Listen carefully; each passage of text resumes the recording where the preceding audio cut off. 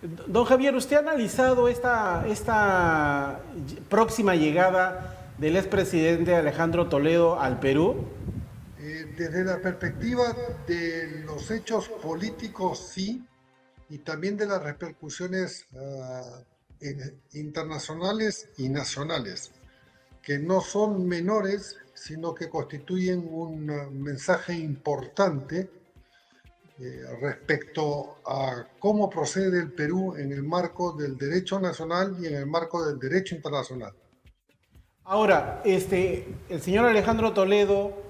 está recurriendo a últimas acciones legales en la Corte de Estados Unidos, pero ya el gobierno de Estados Unidos ha decidido su extradición. Incluso él tenía una última audiencia de un habeas corpus que había presentado, pero incluso ha viajado funcionarios peruanos a Estados Unidos para poder expropiar, extraditar 36 millones, 33 millones de dólares al Perú. ¿Qué le queda ya a Alejandro Toledo para que él ya esté en territorio nacional sobre su evaluación? De los últimos acontecimientos se desprende que el señor Toledo está echando mano al último recurso dentro de la legislación americana para o postergar o intentar que no proceda su extradición, pero con los fallos ratificados por el sistema judicial americano y por el pronunciamiento y lo decidido por el Departamento de Estado de los Estados Unidos americanos, o sea, por la Cancillería americana, todo indica que tiene muy poco aliento este intento de evadir la justicia, por un lado, pero por el otro, es de conocimiento público que ha desplegado una serie de contactos nacionales por interpósitas personas para acogerse al beneficio de colaboración eficaz, porque me imagino que ve que su caso está perdido, pero debe tener información valiosa que le podría permitir a la Fiscalía conocer otras ramificaciones y otros dineros que hasta ahora no han sido incluidos en la carpeta de extradición, y esto no necesariamente es malo porque podría significar que las personas que han estado involucradas en los variados sobornos comprobados del señor Toledo y otros, que es lo que ofrece, podrían, y eso sería extraordinariamente bueno, verse con la justicia. Ahora, se ha calculado que la afectación en corrupción del gobierno de Alejandro Toledo accede más o menos a los 60 mil millones de dólares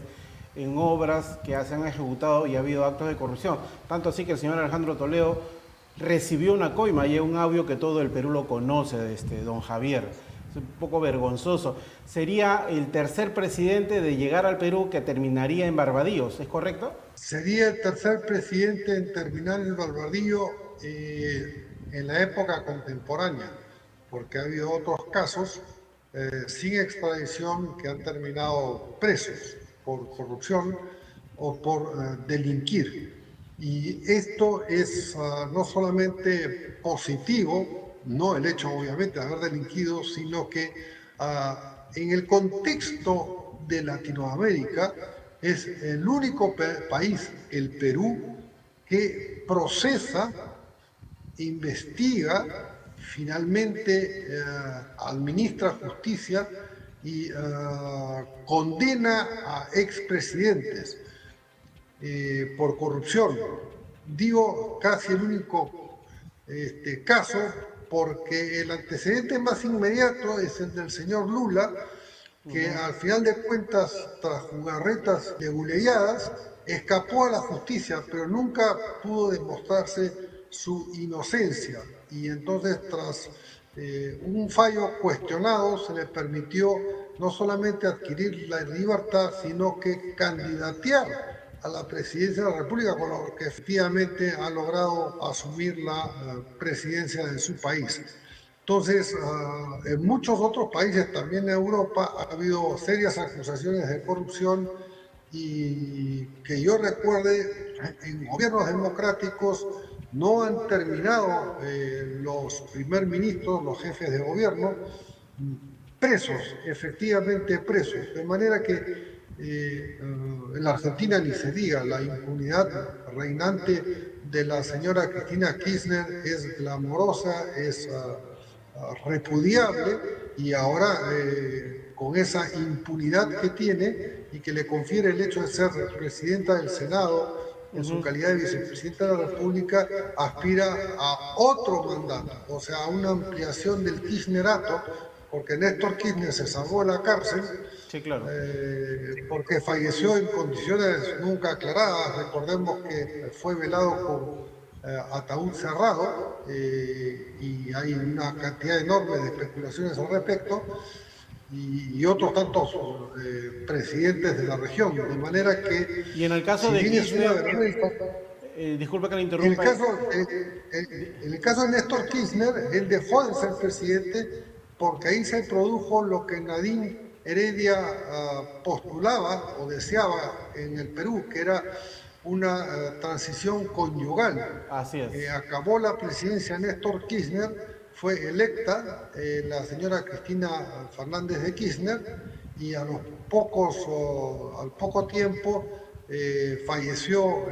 Kirchner, habiendo tenido, antes de ser elegido en el 2020, en el 2003 me parece,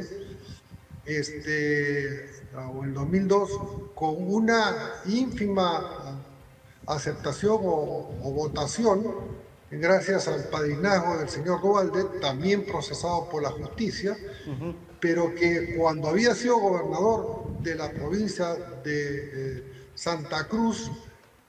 sustrajo de los fondos públicos entonces 600 millones de dólares, entonces 600 millones de dólares, y con la excusa de ponerlos a buen recaudo, los envió al extranjero y jamás fueron repatriados Sí. Al Tesoro Federal o al Tesoro Provincial de Santa Cruz. De manera que ahí la impunidad reinó, al igual que casos del expresidente Menem, Saúl Menem, Sí, claro. y otros tantos. De manera que, a diferencia de la Argentina, a diferencia